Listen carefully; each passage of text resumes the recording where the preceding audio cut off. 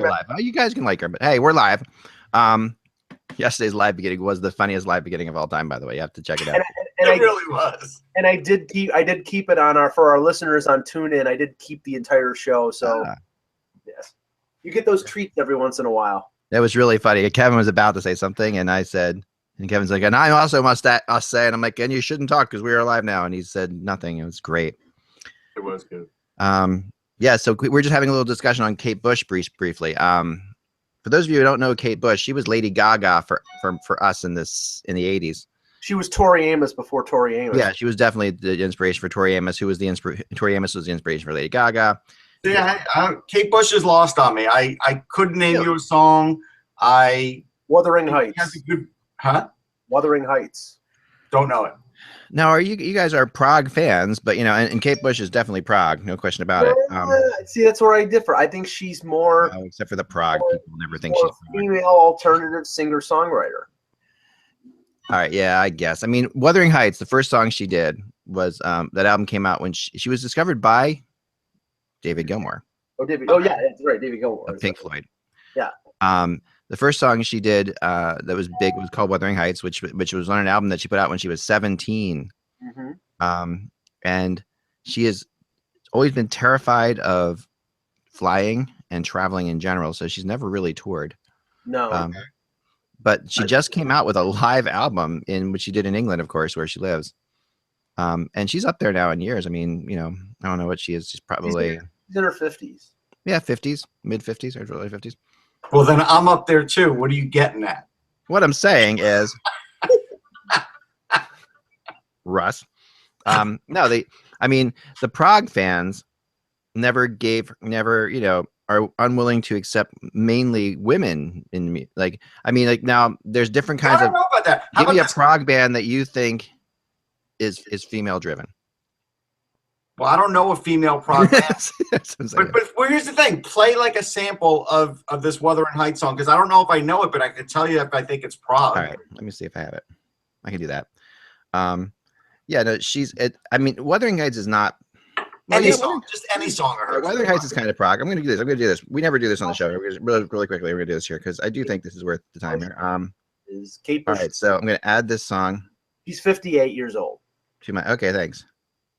Add to playlist. And she's here you go. She is described in terms of genres of music as art rock, art pop, avant-garde, experimental, baroque pop.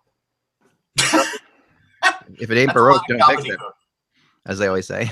That's gobbledygook. If it ain't baroque, don't fix it. All right, so here we go. All right. Alexa, play Kate Bush, Wuthering Heights. Playing Wuthering Heights. Good job. So this is 17-year-old Kate Bush. This song was covered by, I think, I'm going to say Pat Benatar.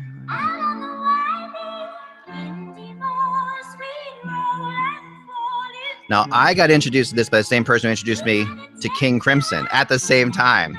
So I've always put them together, which is really weird, I know. But Corey the Crimson King.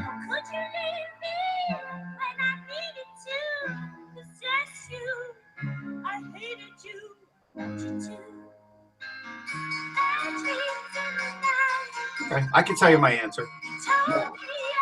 So I'm sure. No, she's Prague. That's I'm gonna give you a little of the chorus. 1 second here.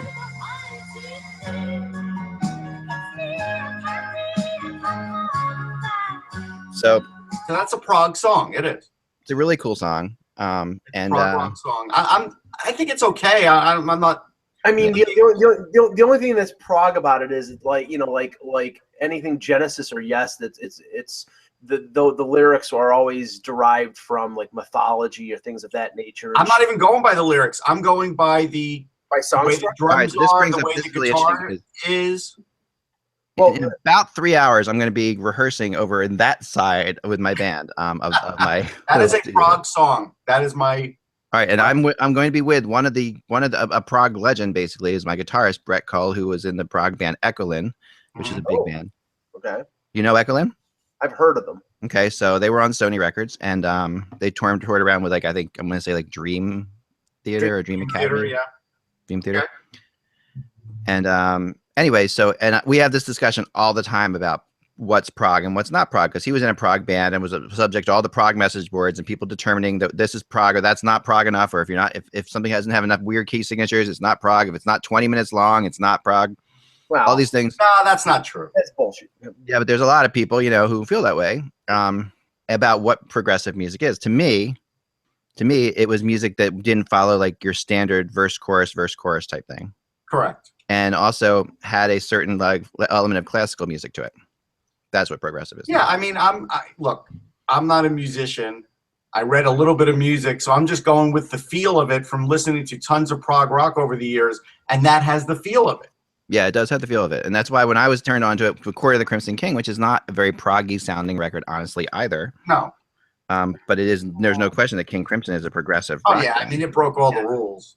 No, I mean, you know, and this is the thing, it's like King Crimson, their use of sort of like musical dynamics in terms of like, they're not like a blasting, you know, like, I mean, something like 21st Century Schizoid Man is a blaring, blasting song, but then you have a song like Epitaph, which is a ballad, basically.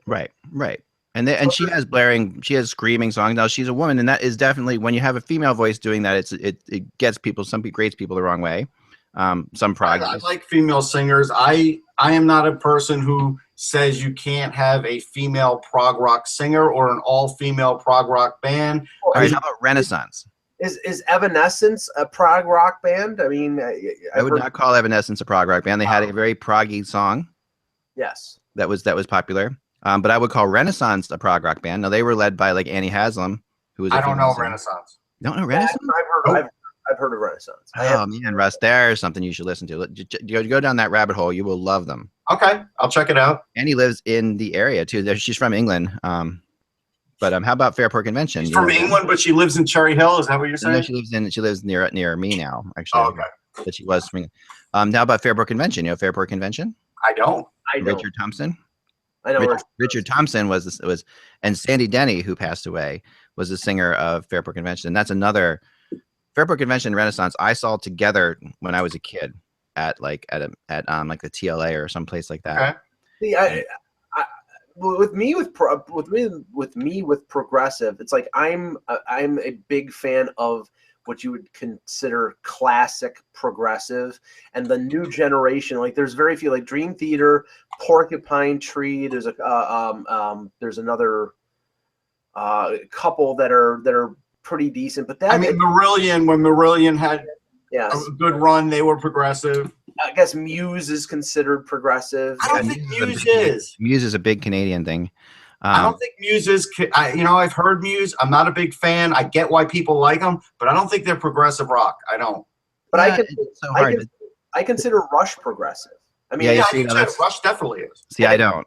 But the big question is this: with Brett and I, we always said the band to ask people if they were progressive or not. The one that borders right on the edges that we all know is Pink Floyd. Right. Yes. Like, is Pink Floyd a prog rock band? They were at times, and at other times they weren't. They were while Syd Barrett was in the band. Right. That was really early. Before they hit it big, because they were more psychedelic art rock, and then some people say acid rock because everybody at their concerts was dropping acid probably. But yeah, no, I wouldn't consider them progressive. I consider them sort of that art rock. Mm-hmm. They were in the sort of Bowie category without the glam, without the dressing up. But they were at one time, and then they crossed over. That's what. What about? I mean, The Wall and Wish You Were Here. I mean, they're a very progressive sounding album. It's a concept album, but it doesn't mean that just because they do a concept. Okay, so concept doesn't mean progressive to you. Correct. No, not at all. I mean, how do you define progressive? I mean, to me, it's technical proficiency. They're great musicians. Well, no. I'm not saying that they're not. I'm just saying, like, they have to try harder things. They have to play harder. Yeah, you change time signatures. I mean, okay. Just unconventional things. Yes. See, now you've hit all the wrong chords with me, because now it's unconventional. It is. No. Unconventional. Pink Floyd's unconventional. I mean, I completely unconventional. Sure. Kate Bush is unconventional. I mean, there's Genesis was unconventional with Peter Gabriel and not as unconventional with Phil Collins. Yes. But I do not think it has to be weird and in weird time signatures and difficult to play to be considered progressive music. No. I'm not saying it's not about a degree of difficulty. what Mike did say about proficiency is true. It's all about, like, when you hear some of the bridges, you just kind of know it's progressive rock, and it's hard to really put a definition. Usually what that is the well, technically, if I have my keyboard with me, I usually do, but I don't. If I had it, when you rise, we have a joke in the band that if you rise 3 major chords together, you get a prog rock sound, and it's immediately the case. And you have that, in lots of situations. But to me, progressive just is something that is more along the lines of combining classical music tones, which is themes, like musical themes that return and come back. And that's the idea of classical music, not instrumentation, but the idea of thematic music with popular music and putting them and rock and roll, putting them together. That's how you get progressive rock. That's how you get Genesis. That's how you got Yes. That's how you got all these things. So, but I'm not into like the Frippatronics type world of like where everything has to be played, in 5/16 or whatever. No. And then that may see so that, but there are people who are. I mean, I've been with Brett enough and read enough message boards with him on the road to know that he's how some of these people are about progressive rock and how they are. It's just insane. There's enough instances in progressive rock, and then we'll get talking to hockey. Yeah. Hockey. I forgot about that. There's enough instances in progressive rock, like okay, I love King Crimson. I love In the Court of the Crimson King. It was a landmark album. But if you listen to a song called Moonchild, the first 2 or 3 minutes is great with Greg Lake's vocals, and the understated guitar of Robert Fripp, and then it's basically a sonic experiment for about 10 minutes, and it's dreadful. It's boring. And it's like, that's the thing. Sometimes it's genius. There are tracks on The Lamb Lies Down on Broadway and Genesis that are just basic. It's basically sounds. Right. And that's like, okay, that's interesting for a while, but you know what? After a while, it gets boring. You want to hear some fast forwards on Lamb Lies on Broadway. I'm not going to lie. This is why I like some Radiohead and not other Radiohead, because some Radiohead is very good. Some Radiohead is just like you're talking about. I'm not big on Radiohead. Yeah, OK Computer is a landmark album. That's a phenomenal. That's as good as Dark Side of the Moon, in my opinion. I agree. I mean, if you look at the influence that OK Computer had on this recent generation, it's as impactful as Dark Side of the Moon. Well, by influence, fine. I'm not going to argue influence. I'm just saying, beautiful. For me, it's not as beautiful as Dark Side of the Moon too. I mean, that's my opinion. All right, let's get on with the show. Good old talking here. Okay. Get it button will be on for that. We'll save that for progressive rock buzz here on Hockey. Yeah, we need to do that sometime. I found the bell. But of course I lost the hammer again. So don't have each of them at one point. I have this. So I'm gonna try.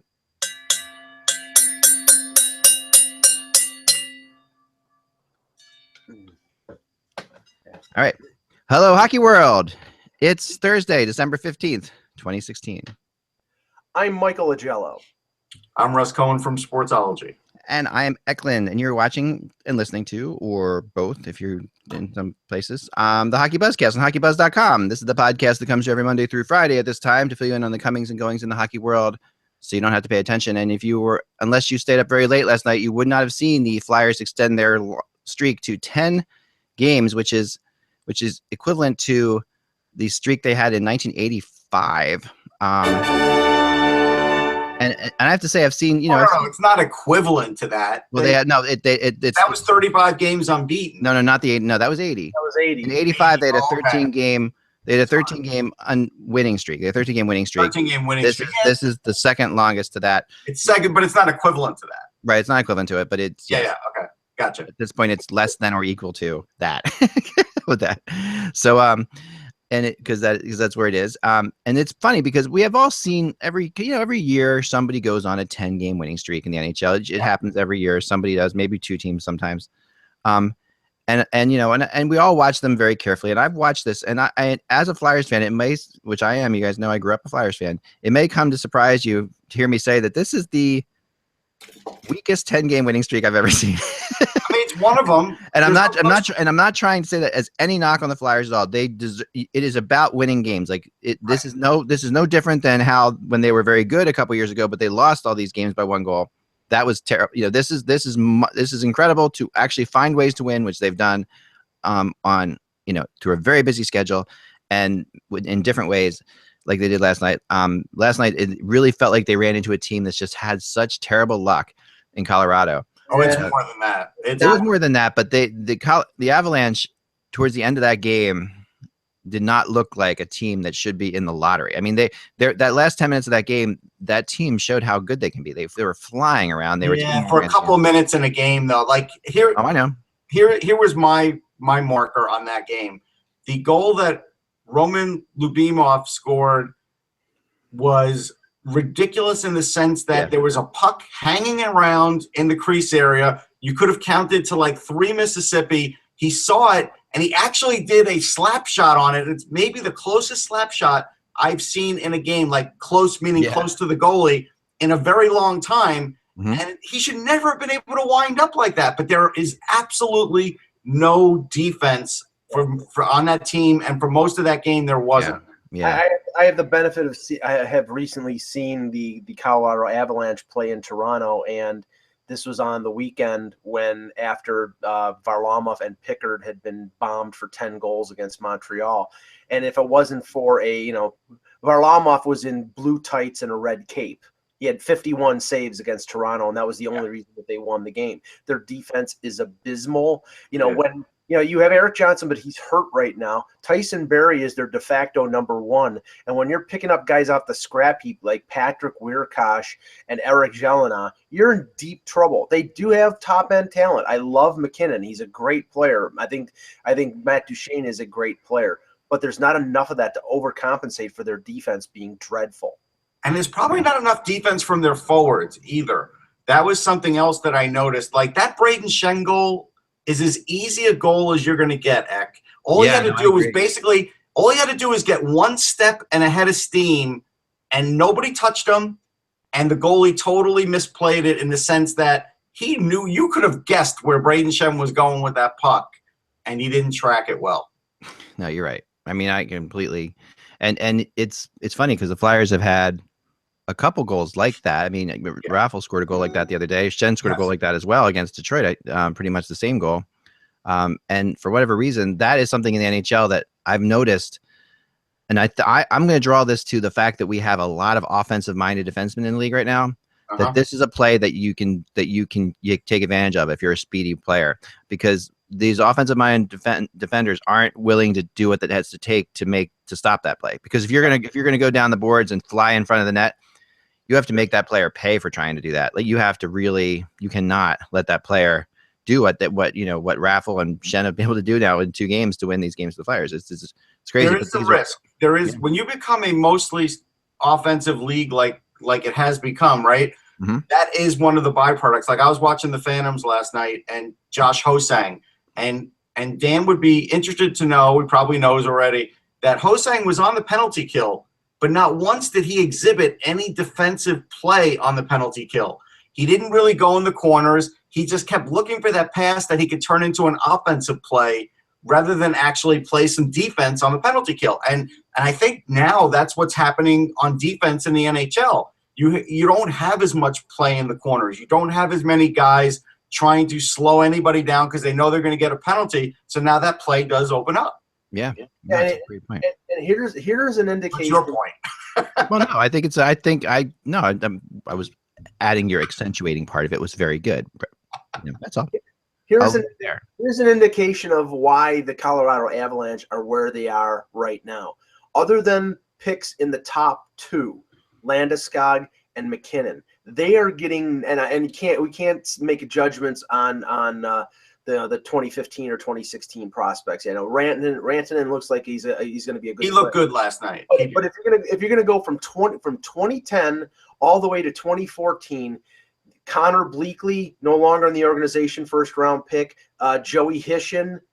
He had concussion issues. Concussion problems, but Duncan Siemens, 11th pick overall, 1 game in the NHL. They're getting nothing from any of the depth picks, and the guy like Joseph Blandisi, he's played 41 games, but he's played them for New Jersey. So they're getting nothing out of their depth picks in the organization, and that is why they're failing right now, because they're not developing their own, and they're overpaying for guys, and they're filling in holes with guys like Fedor Tutin, who are long in the tooth. It's not a winning formula for that team. I have a great thing, a great transition to something that I want to talk about from what you said there, Mike. So a poster on Reddit Hockey called Ice Bear meant to do that came up with a really cool thing, which is if every NHL team only had and kept their drafted players, and that's all, if there were no trades, right? And what these teams would look like. Well, Mike Milbury would still be a GM. That's definite. Right. But it's pretty phenomenal. I'm gonna pop it up here so you guys can see it. And Tuukka Rask would be the Leafs starting goaltender, and they wouldn't have. You'll go through that. I'll show you. So it's really interesting. So here we go. So, all right, if they only had, so here we go. So now as you're looking through this, start with the top, right? You can go from the Anaheim Ducks. This is a fascinating list, but some of the things that really strike you on this is, for example, as we go down here, let's go to like a team that we know very well. We'll go to Toronto for a second and see who will be the Toronto Maple Leafs players if they only play off their draft picks, right? And you have like one left wing there in Komarov. Right. They have no other left wings that they've drafted. And they've got Matthews, Steen, Kadri, Nylander, Stajan. On the right, they've got Marner, Brown, Stahlberg, Hayes. These aren't great. This is not a great drafting job. On defense, no. Riley and Strawman, I forget about that. Like you said, Rask, Luke Schenn and Patern, Holzer, Gunnarsson. This is not the greatest, team in the world, which shows you really get to see on here what teams have done based on their trades, Well, but okay, the Leafs have had to go out and make trades because between, I would say, well, first of all, you had, and this is going back into the 90s, but you had Cliff Fletcher with draft schmaft. You had Pat Quinn, who would go into free agency and bring in veteran guys like Mogilny and Roberts and Corson, and then he would fill holes by acquiring veterans for draft picks like Glenn Wesley and Brian Leach. Then you had the John Ferguson administration, who some of the draft picks that they traded for Quinn were gone when Ferguson was drafting. He had one great draft, and the rest of his drafts were horrific. Brian Burke traded 2 first-round picks for Phil Kessel. So, only in the last couple of years under Mark Hunter and under Brendan Shanahan have they really started to focus in on developing their own players. And teams that have perpetuated that in terms of going outside the organization, they don't win. It's a combination of drafting your own players and making the right moves in free agency and trade. There's some things that don't show up there, though. Like what doesn't show up is like the effect of salaries. What doesn't show up there is when a player or player agent says, trade me. What doesn't show up there is when an organization sees that a player is not fitting in and maybe there's things going on that don't get reported. That doesn't show up, and then it looks like a bad trade. There's a lot of different things. Oh, there are, and there's some teams that but the amazing thing is you can see that, for example, the Nashville Predators. Okay, I was going through them. They don't have a single center that they've drafted in the NHL. That's kind of crazy. That is kind of crazy. There's not any. Yet their defense is Weber, Suter, Yossi, Franzen, Ekholm, Jones, Klein, Hamhuis. Their defense is crazy, right? So they can go. There is a thing with drafts that's true, and the thing about drafts that's true is what teams are good at, they generally keep drafting. Yeah. And there are teams that have blind holes in certain spots all the time. Look at the Calgary Flames. This is really crazy. The Calgary Flames drafting history. Okay, they have these left wings: Gaudreau, Bennett, Kachuk, Bartshee, Granlund. But then they have the centers in Monahan, Johnson, Backlund. They have no right wings. They have 4 defensemen that are playing in the NHL right now that they've drafted, and 1 goalie. The defensemen definitely could be better. But here's the thing. Though. When you see just left wings, there's so many guys you could switch from left to right. So I don't get that crazy. No, I agree with you on that. I agree. But centers is a bigger problem to me. Like when you showed me the Nashville centers thing, that's a bigger problem. Yeah, no, that's a huge problem. And or defense. Or if you look somewhere for defense, I see the goaltending where you're going with Philly. That's gonna change. But today it's not changing. Oh, yeah. But now check out the Penguins. Okay. Their top line, this is the Magical Penguins who are, Stanley Cup champions. Their top line would be Crosby, Yager, and Kanaki. Kunakal, yeah. Kunakal, sorry. And then second line, Malkin, Vitali, and Bennett. Stahl, Wilson, and Rust. Bluger, Getzel, and Sprong. This is the Stanley Cup champion team we're talking about here, Yeah. I mean, they've built through trades, obviously, and free agents. No, free agency, free. I mean, free agent. It's a combination. It's not just draft. You can't. No, but here's an interesting one too, Mike. So when you were showing Philly for defensemen, they always had to acquire defensemen, and actually, when you look at it, when you look at their guys, you're like, okay, they before this group, before Hextall was in, they didn't do a great job of drafting. Gostisbehere was one of them. Yeah, and he was their best example. Sabiza was good, but it wasn't great. Seidenberg, yes, that was good, but he turned out to be a lot better down the line. But if you, after watching the Phantoms last night, the Flyers are not going to have to purchase a defenseman in free agency because Morin is very much improved. Robert Hogg might be the most improved in the sense that he has made the biggest jump from last year to this year. Sanheim looks terrific. Reese Wilcox looks great.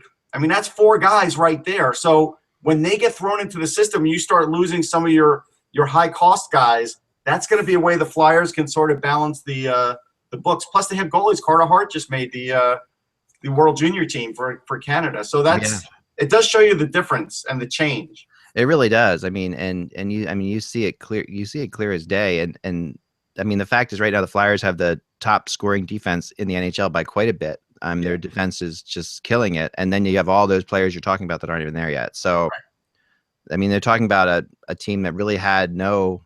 You know, when they signed Andy McDonald, they had to sign Andy McDonald because they had nothing. Yeah.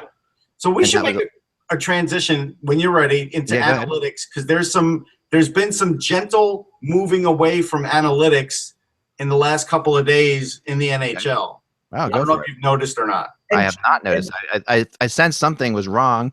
I had a cold, but go ahead. What's going on? Yeah, something is not jiving in the space-time continuum. Something is amiss. Yeah. What's happening?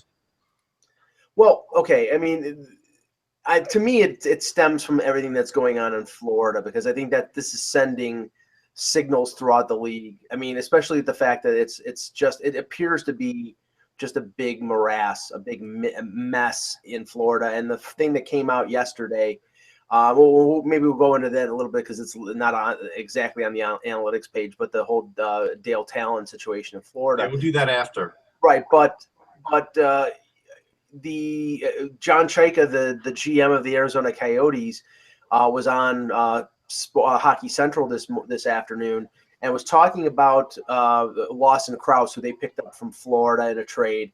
And the question was essentially, well, you're an analytically based organization, and so is Florida. Why did the analytics tell you that Krause was good when theirs was telling that it's bad? And he, in a sense, distanced himself away from what Florida was doing analytically.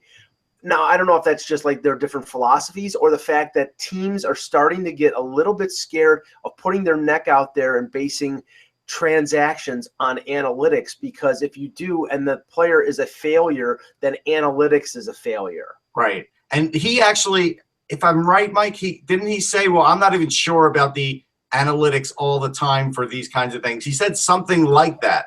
Yes. And it wasn't just only on Krause. So he said that as like a general statement. Yes. And so that was what got me, was like, he said, okay, he's saying this now as a general statement, where that used to be his job. His job was he was the analytics guy. Right.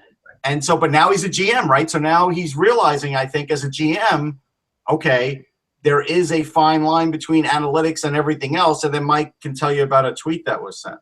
Well, yeah, and then Chris Johnston at the morning skate in Toronto was talking to Mike Babcock, and apparently, there's a defensive pairing for the Leafs right now whose analytics numbers, whose possession numbers are horrific. It's Matt Hunwick and Roman Polak. And, the analytics people want guys like Marinson out there or Connor Carrick or even Frank Corrado, who in a limited window probably have better analytics numbers. And Babcock basically said, he didn't poo-poo Corsi, but he said, well, I know that these guys, they're my main penalty killers because, they get the puck out of the zone. They prevent offensive chances. Their possession numbers may not be the greatest, but he was offering a caveat. He was offering an excuse, which means to me, he doesn't buy this numbers crap. Right. His big caveat, Eck, was he's like, but the pucks aren't going in. And if the pucks aren't going in, he doesn't care how many shots against occur. And he's great. in a way, he's right. Well, of course he's right. I mean, it's results based. Yeah, Polak and to a lesser extent Hunwick are prototypical defensive defensemen, meaning, you know, they may not skate well, but they block shots. They're tough in front of the net. They hit along the boards. You know, those defensemen in this analytical world, you know, it's all focused on the player, the defenseman who can skate, the defenseman who can possess the puck, who can keep it away from the other team. But sometimes you need a guy who can push somebody out from in front of the net. And that's the thing. These coaches see you cannot have, you know, 6 Marc-Andre Bergerons on your team. You need somebody with some. I could give a basketball analogy. Like when I used to play point guard, I used to be this annoying guy where if you brought the ball up, I kept knocking it away. Now, my possession would be horrible, right? Because I'm not possessing the ball, but I'm also tiring you out and making you chase it. And we're literally on the penalty kill. You don't always have to possess the puck. You just have to kill the time. You just have to get the time down to the point where you get the other guy back on the ice and eventually hit, you know, you do want eventually to get the puck and shoot it down the ice. But even if you just keep knocking it away from the other team, if they're not scoring, who cares? So what you're saying, Russ, is you were the Dikembe Mutombo of the basketball league? Except I was like 5'5". You know? It's like 2 feet shorter than Dikembe Mutombo.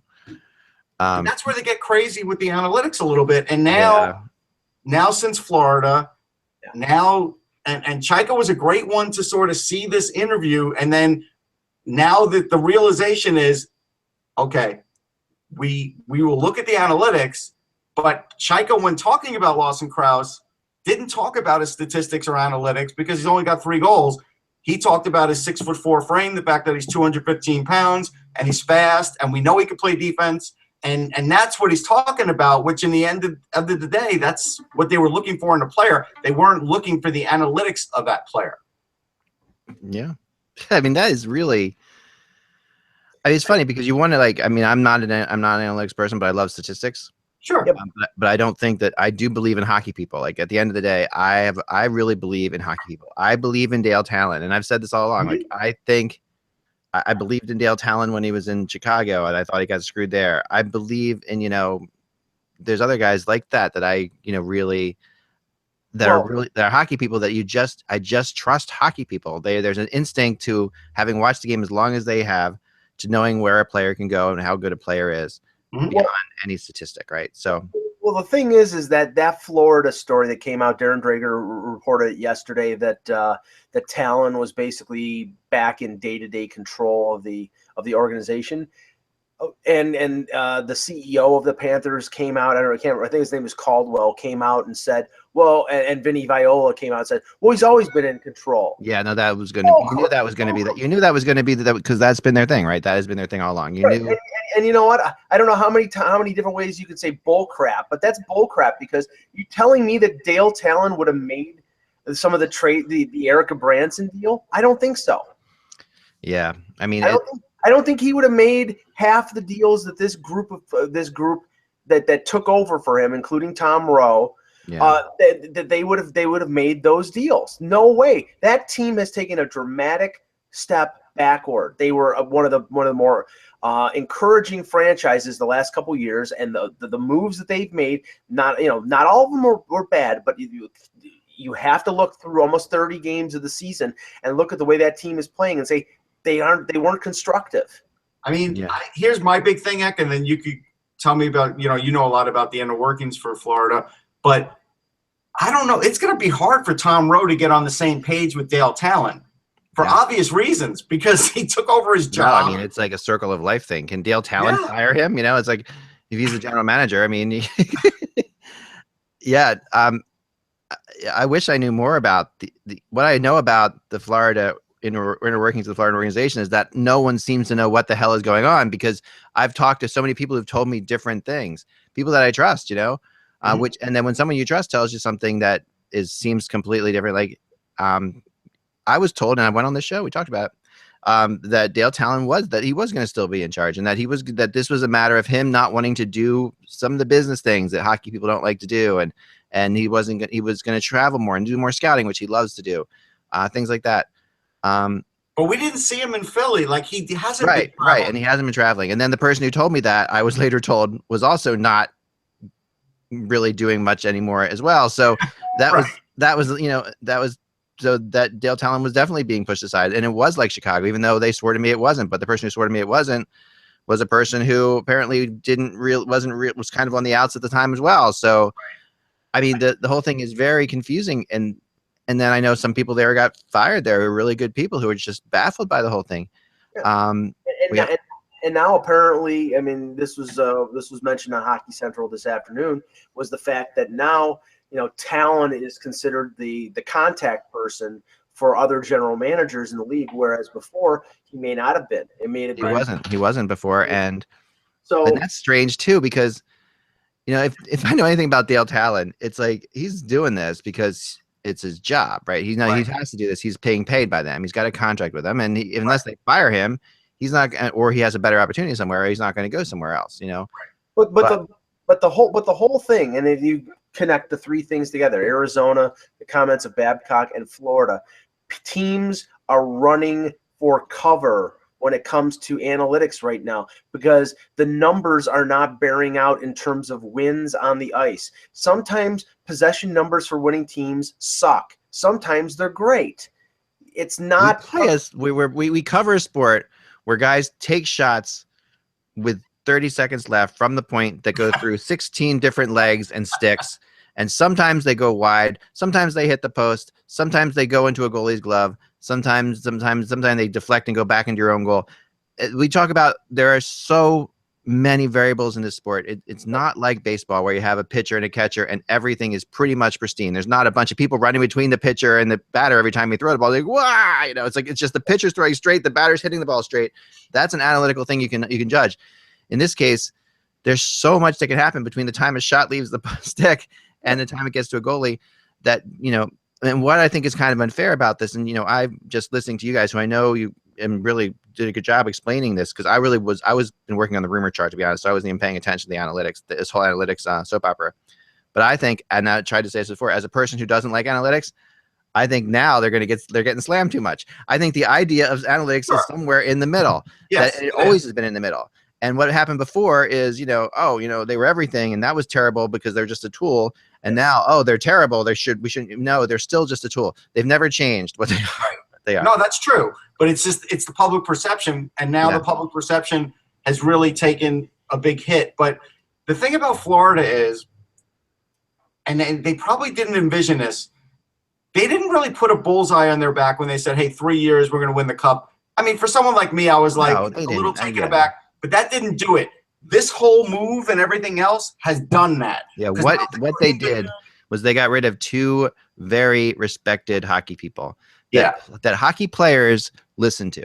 Yes. Because hockey players listen to Dale Talon, they listen to Gerard Gallant. These are guys that hockey players respect, and they can't sit there, because players, if they don't respect you, and I get the feeling that's what's going on right now with the coach down there. Because there was so much respect for Gallant and Talon. There are players who signed there just because of Talon. Oh, sure. Because there's so much respect for those guys. I think that, and they look at Rowe as being the reason, which is maybe not fair to him, that those guys are gone. Mm-hmm. But yeah, But now they're in the news every day. Like, Florida is not a team, for people that don't really know. They don't have a big press corps. They don't have a big spotlight shown on them. But right now, everybody's talking about Florida for the last week. They only did, but only because of the fact that these guys are so respected in Canada, Talon and Gallant. And I don't mean that in a bad way. I'm like just saying, if this were two other people, we've had mix-ups before, but Talon is a really respected Canadian guy who's is he Canadian or is he American, actually? No, actually, he's American. He's American, as I thought. Yeah, Gallant is Canadian, though. Yeah, I believe he is. I'm pretty sure. Well, but here's an indication. Willie Mitchell, who was on the team last year, this morning tweets out, or yesterday tweets out, just to be clear, feel bad for ex-teammates and fans who need a clear direction and path. Confused by no clear path, stunting the kids' growth. Dale Talon, A-OK. So basically a guy who was on the scene last year recognizes that what's going on is an unmitigated disaster, and that if Dale Talon has more control on a day-to-day basis, that things are going to be better off. Dale Talon's Canadian. I was totally fooled. Who am I thinking of?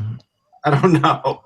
Second pick overall, the Vancouver Canucks. I'm thinking of the guy who lives. Oh shoot, sorry. I'm thinking of the guy who lives. I get confused though. I always say this, and I watch TV shows. What gets me mad about 1 second? I'm gonna take. That's okay. What gets me mad about certain TV shows is when someone's on a show and they're playing someone like who's an American or a Brit or whatever, and you're like, wow, this guy's like this great American actor, and they're Canadian. I always fall for that. Well, no, it's the one that's really infuriating is when it turns out to be somebody who's like Australian, like like there was an actress, Poppy Montgomery, and she was like on one of these like detective shows on, and then I saw in an interview on some show, and and she had Tom Hardy's a Brit. He could do any accent, right? It doesn't matter. Andrew Garfield is a Spider-Man who was a Brit. But like I didn't know, like when I was a little kid, I didn't know William Shatner was Canadian. He had me fooled. I thought he was an American guy.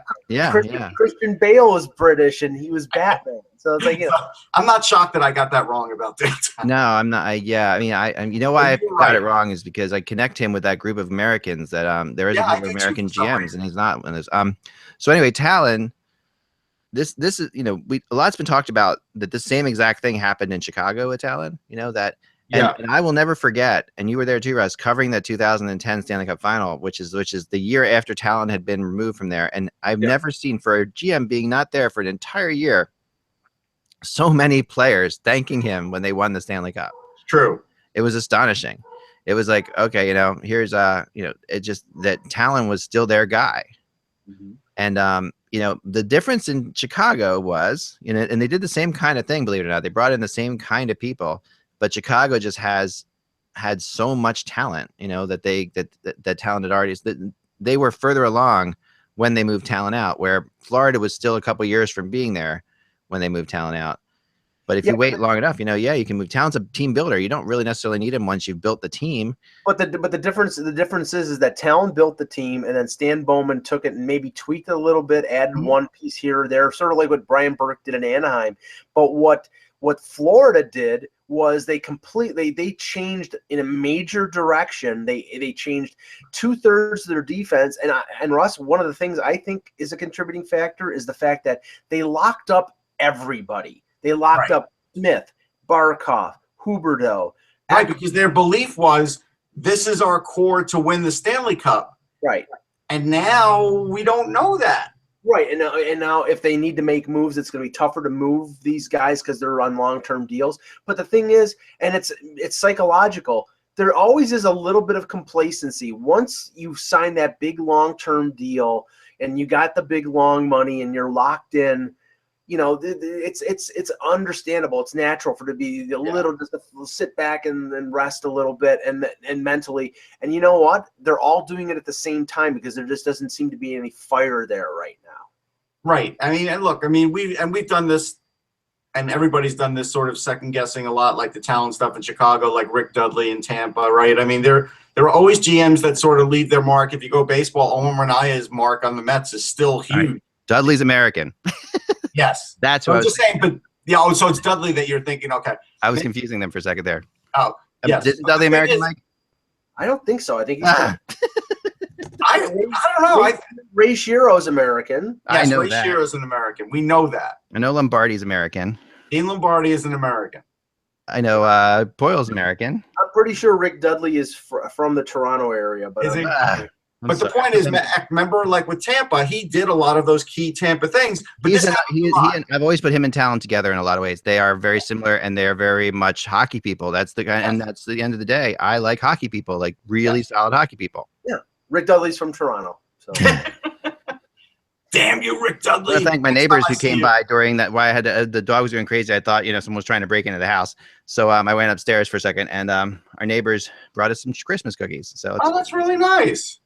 And Tom, who watches the show all the time, is pretty funny. He's like, "Oh my God, you're on this show." Thanks, but I'm diabetic, so I can't have it. This is when you're doing this show, right? I'm like, "Yeah, what are you doing, man?" Okay, anyway. Thanks anyhow, Tom. I would rather have had Hanukkah cookies, but I'll eat them anyhow. Yeah. I'm I'll kidding. bring this on Monday for you. Yeah, bring it on Monday. I'll eat them. bring you some cookies. To the Predators. I'll take a picture of them. I'll look at them on Facebook. So I mean,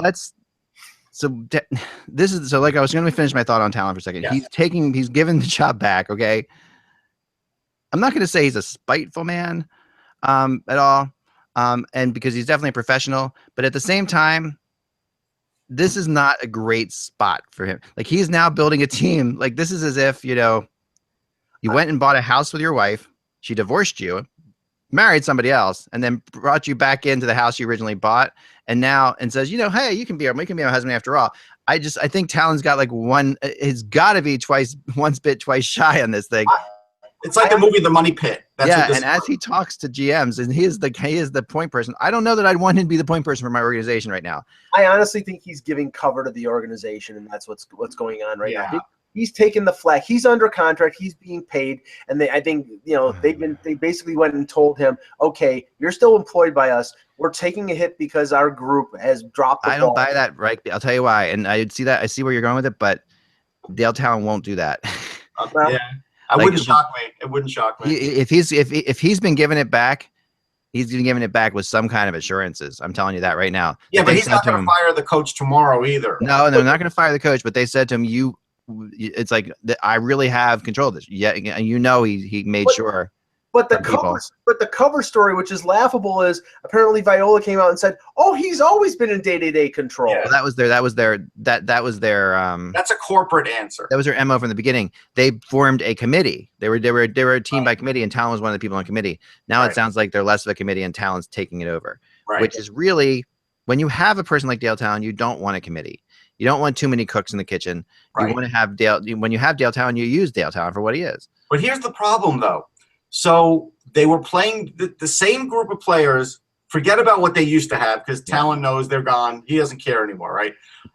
They know what they had 2 months ago, what these players were like, and probably could reasonably assess what they were doing now and what they could do in the future. Now you see them under a different coach. Now your player assessment on them is different. Like now, it is very different. And so that really changes things when you go to make moves, or even just switching lines, even just all those kinds of things. And this really isn't a good thing for Rowe. I mean, he's in a really weird spot now, because he built that team, now as the coach of that team, and now he's like, and every time this team loses, Talon can sit there and say, "I told you so." Well, isn't it amazing that all this came down the day after he sort of loses it in a press conference in the post game? Yeah. It's ironic. I have a little bit of information on that, and there are people that I know down there. That was something that did play a factor in that. And there's no doubt. The pressure was getting there. You could see the pressure was building anyhow. Yeah, I mean, there are certain people down there that really do care a lot about perception and stuff like that, and the organization not being a Mickey Mouse organization and being professionally run, and people who work there being professional. And that's definitely the case with this one. And when I saw that immediately, I thought to myself, if the people I know that are in power there have any say at all, something's going to go down, because that was just completely not going to fly. Yeah, see, I don't think they're a Mickey Mouse organization, but I think they've had a shakeup to the point now where they just don't look stable, and it could take the rest of the season just to get stabilized. Like now, I would not count them as a playoff team until they prove otherwise to me. Okay, we got to do a couple other things here. All right, so last night, a big hit last night, a very controversial play, and I don't know if you saw this or not, but I'm sure you did. I only heard people talking about it. Yeah, so I'm trying to find the actual hit on my thing. Are we talking the Mike Hoffman cross check? Yes, Hoffman's cross check. Where is it? Here. Yeah, it was brutal. It was pretty bad. Can Alexa find that for you? I got it. Here we go. All right, so we're gonna watch this here. I'll bring this up here. Yeah. Alexa, find me that cross check. Hey. There we go. Okay, so here we go. So hold on. Hey! Got it. Stop it. I got it. So I'm gonna put this on here. We'll see it here. Application. I wish they didn't. Stupid Google. All right, here we go.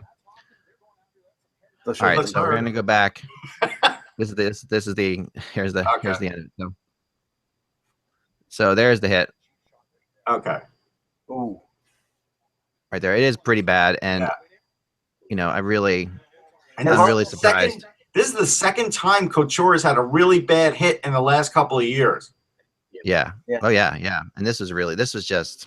I mean, totally uncalled for. The only thing that Hoffman does not have a history of this, but this is. I don't even care about that anymore. I'm so tired of that. Well, right, but I'm saying this is so severe that that's not going to matter. I don't know about that. I can't say that. It's got to be at least 5 games. If he had any history at all, it could be 10 in my mind. Right. I mean, he's got to get 5. I mean, you hit the guy right in the back of the head. Yeah. Now, it breaks all the rules of could he defend himself? No. He hits himself in the head, so it's a headshot. He couldn't defend himself. He goes down to the ice. If you want to go with the Minority Report aspect of it, like how many games is Couture going to miss? Like these are all that you got to admit, Ek, there's too many factors here now for us to try and figure out how many games a guy should get. Yeah, no, absolutely. It's way too many factors, and it tends to have a lot to do with history, you know, and it tends to have a lot to do with how seriously the guy's hurt, and those things. Neither of those things should matter. I mean, history matters to a degree, but not. I mean, how much a guy gets hurt, I never thought should matter. That really. I never thought it should matter either. Because it's Hoffman, he probably gets in the neighborhood of 5 games. If it was Rafi Torres, they'd be setting up the gallows somewhere. I don't even see where Hoffman's been called yet by the league to have a discussion. Yeah. Yeah, I think he has been. I don't has know. He? I haven't seen it either, but he's got to be. There's no way. We don't know that. Hold on. I haven't seen it yet, but maybe. I'm looking around. I'll look around. Other things. Interesting statistic here for the day. They're both Penguin stats that I have today, which is kind of interesting because the Penguins, the state of Pennsylvania, by the way, won 17 collective games in a row. The Penguins winning 7 in a row. The Flyers winning 10 in a row. The Sidney Crosby statistics this year of 50 regular season games. And I'm sorry, this is in his last 50 regular season games. This was brought to me. So this is going back last year. That he has 64 points and has a 20.4 shooting percentage in his last 50 regular season games. Is like Crosby's at the top of his game, no questions asked. This is the best. Yeah, I mean, was there ever really a doubt? Like even when he was struggling last year, I wasn't worried about Sidney. But he found another level. Which is always amazing to me. When superstars find another level, that's when you're really talking about something. Because he found, in my opinion, I'd never seen him play better than I saw him play at the World Cup of Hockey. I thought that was the most incredible I've ever seen Crosby play. He just he was dominant among top players. You know, like you're playing all those players and you can be dominant. It's one thing to be dominant when you're playing a rogue, you know, Islanders team or whatever. It's another thing when you're dominant when you're playing top players, and he was dominant then. But the Penguins have set a record that has never been done before. They have now, according to Eliash Sports Bureau, which is, you know, they do a lot of I always call it Eliash. I know. Patrick Eliash's Sports Bureau. It's I know it's not, it's Elias, right? Elias, sorry. According to Patrick Eliash's Sports Service. According to Elias Sports Service, the Penguins have become the first team ever to do something. What do you think that is? I know it's hard to guess that, but I gave you a hint earlier. They're really the first team to have the cheese and the pretzel that you could dip into the cheese in the press box. They are the first ones. Yeah, and they are the first to actually no chip in the Stanley Cup Finals give us amazing first level seats all the time for the auxiliary, where the auxiliary press box is way better than the regular press box. Yes. In the if you're a member of the auxiliary media, like just way better. It's not even close. Anyway, no, the Penguins have become the first team ever to have 10 straight seasons with 7-game win streaks in them. That's pretty crazy. So think about that. Interesting. They've won 7 games in a row in 10 seasons in a row. Well, it's going to be tougher to win 7 games in a row because just came over the wire. Chris Letang is out a couple weeks with a lower. Well, he's already done it. No, they've already done it this year. That's the point. I know, but it was a nice transition try. But yeah, boy, Letang just keeps getting beat up. I'm amazed that he keeps coming back and back and back. But here's the thing. Yeah, he does. I know, me too. But here's the dominance about that. That's crazy because this team, the Penguins team, has not been for the last 10 years. I mean, they won 3 Stanley Cups now, right? 3 Stanley Cups. Is that correct? 2 Stanley Cups. They've been to the Stanley Cup Finals. They've been into 3. They've won 2 in 10 years, right? So I mean, the Chicago Blackhawks haven't done this, and they've won 3 cups. You know, it's very interesting to me that you're not going to call them a dynasty, are you? Because I'm telling you, I'm going to fight it if you do. No, they're not a dynasty because they had some down years there, but they are. but the thing about the streak to me that's interesting is this does kind of define the Penguins as I think of them over the last 10 years, a streaky team. That's what they are. They tend to, and it's not like they've done this all the time. I mean, they've had last year, they probably did this at the end of the year, I'm sure, but they've had sections of their career, in the career of the last 10 years of the Pittsburgh Penguins where they were not very good at all. But they always find a way to win 7 games in a row at some point, and that's going to get. And usually, the thing that you can go back to though with the Penguins is they still have 2 of the 10 best players in the game, maybe 2 of the 5 best players in the game, and if you do that, you're always going to be dangerous. Yeah, and you can afford to lose. And they've had moments when Malkin's been out, when Crosby's been out, but they had the other one. Finally, I wanted to, but I just thought that was incredible stat. The last thing I wanted to throw out this thing to you, Russ, if I can speak it all loud. Kevin LeBlanc. Yeah, Kevin LeBanc. Kevin LeBanc. Thank you. Staten Island kid. Staten Island kid. Wins it for the Sharks last night, scoring his first ever NHL shootout attempt. And this is obviously an incredibly talented young player for the Sharks. It's an amazing thing what's happened with this kid, because I went and covered a game up in Erie, Pennsylvania. I wanted to see McDavid and Ekblad, right? I said, this game will set me up to see these 2 guys facing off each other. One's going to be the first pick of next year. One's going to be the next pick. And I noticed Kevin LeBanc.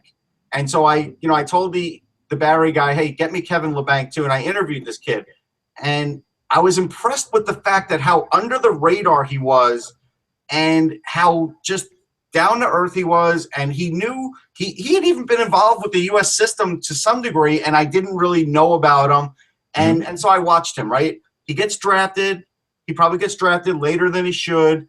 Then he leads the OHL in scoring and still really doesn't get all that much press or fanfare. Now he's up in the NHL. I mean, you look at the Sharks and this is an amazing draft pick for the Sharks. And it's incredible. The funny thing is he led the OHL in scoring last year, and I heard a lot of people poo-poo that because they said guys like Strome and Marner and DeBrincat and Kachuk all went to the World Junior, and LeBanc didn't. You know what? Based on the fact of how he's playing now, it's not a fluke. He's a player. He's a player. He's not a superstar or anything, but he's a player. This move is gutsy, though. This is a good one. I'll show you guys.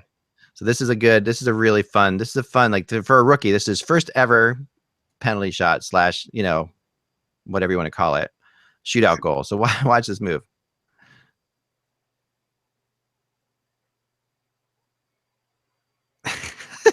That's pretty good. I love the fact he throws the leg. Yeah. And really, he's a confident kid. Over the summer, I covered the NHLPA Rookie Showcase. I'll actually play the interview now with Kevin LeBanc on this week's Off the Post on Friday night. Sorry, bad plug. But the thing is, I spoke to LeBanc that day because he was doing some amazing tricks on the ice, like throwing the puck up almost to hit the ceiling and having it land on his stick.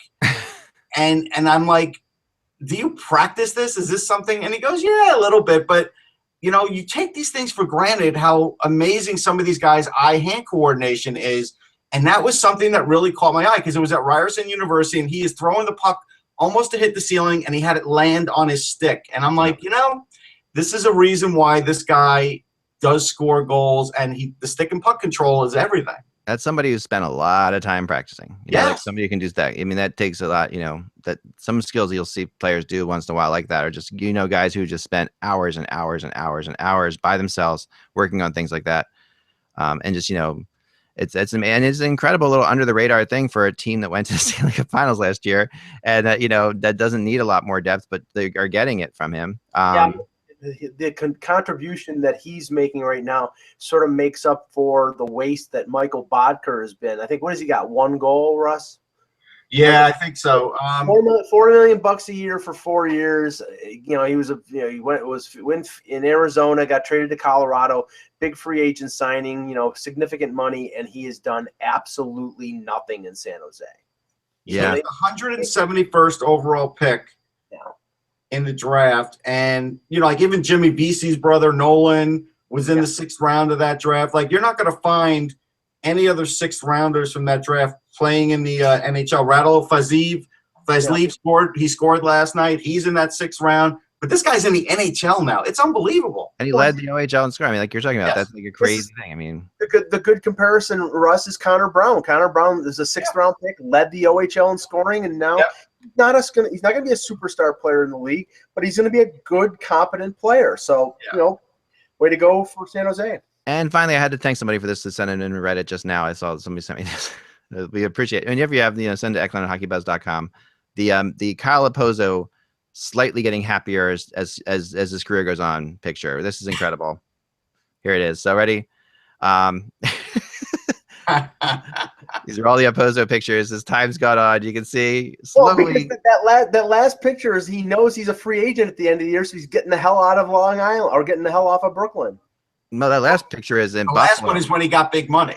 That's Buffalo, yeah. That's like Buffalo jersey. I know. I'm saying the last time. You're saying the one before that. The one before that, right? Yeah, he's getting out there. But it's so funny how he slowly gets happier throughout these pictures. I just think they have a better photographer in Buffalo than they do for Long Island. I think that's all it is. If you ever saw the we talked about before that one of these NHL behind the scenes things, I forget what it's called, with him and when his wife gave birth, and that's a great one. I don't know, I forget what it is. I haven't seen it, but yeah, he's a good guy.